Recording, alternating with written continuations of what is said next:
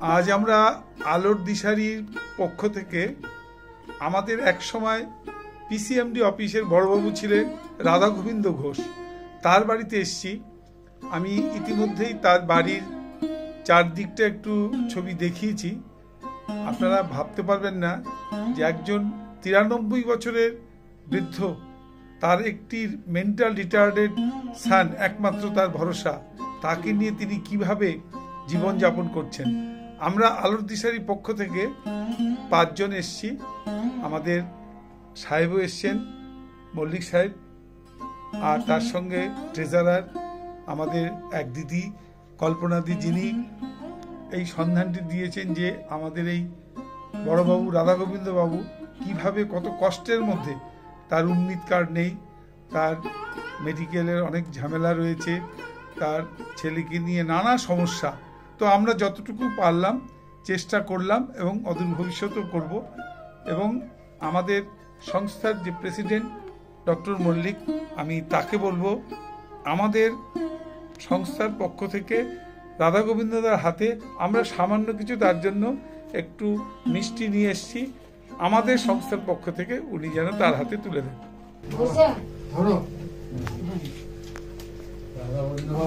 এখনো কোনো ডায়াবেটিস নেই, অত্যন্ত ধন্যবাদের সঙ্গে এগুলি গ্রহণ করলাম এবং আপনাদের প্রতিষ্ঠানের মঙ্গল কামনা করি। ধন্যবাদ।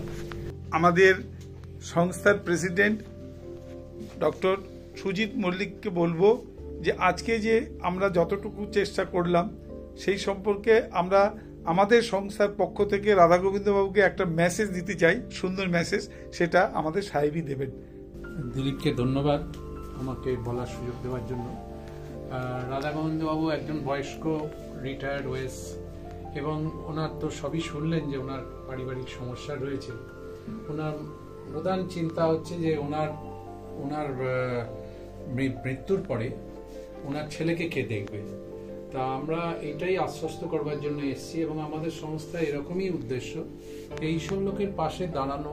একদিনে 15 মিনিট, আধ ঘন্টা, 1 ঘন্টার জন্য হলো তার সঙ্গে দুটো কথা বলা। কেউ কথা বলতে আসে না, কোনো সাহায্যের হাত বাড়ায় না।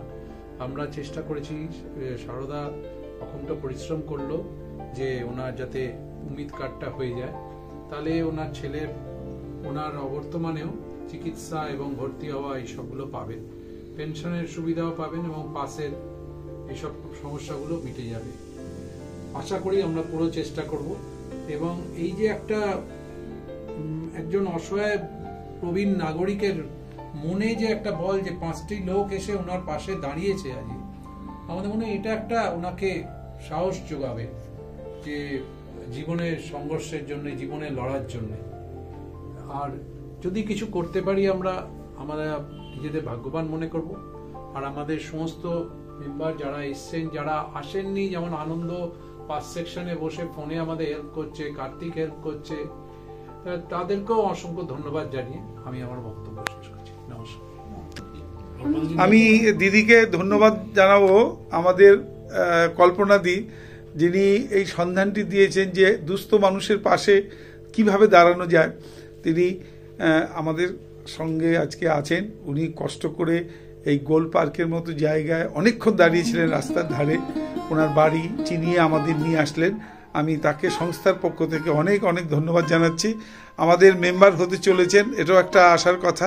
আমি কল্পনা দিদিকে ছোট্ট করে আজকে কিছু বলার জন্য অনুরোধ করছি।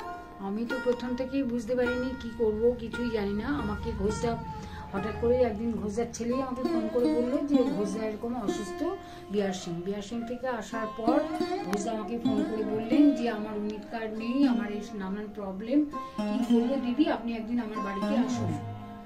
আমি চিন্তা করছিলাম। ইন দি মিন টাইম স্পোর্টসের মাঠের ডক্টর মল্লিকের সাথে দেখা হলো, এবং তার আগে আমি ওদের শুনেছিলাম যে মিনতির উম্মিদ কার্ডটা ওনারা করে দিয়েছিলেন। আমি তখন ওইটাই ওনাকে বললাম যে আপনি ওনার উম্মিদ কার্ডটা করবেন, যদি কিছু করা যায় তাহলে ভালো হয়। আমার মাথায় এটা খেললো। আমি বলতে ডক্টর মল্লিক আমাকে বললেন হ্যাঁ হ্যাঁ আমরা করবো এবং আপনিও আসুন। সঙ্গে সঙ্গে এটা 1 সপ্তাহের মধ্যেই আমরা এই কাজটা প্রসেস করলাম, এবং আজকে এলাম আমরা সবাই মিলে।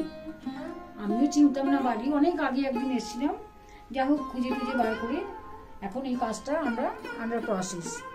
আশা করি এটা হয়ে যাবে, হলে পরে খুব ভালো লাগবে, আমাদের নিজেদেরই ভালো লাগবে।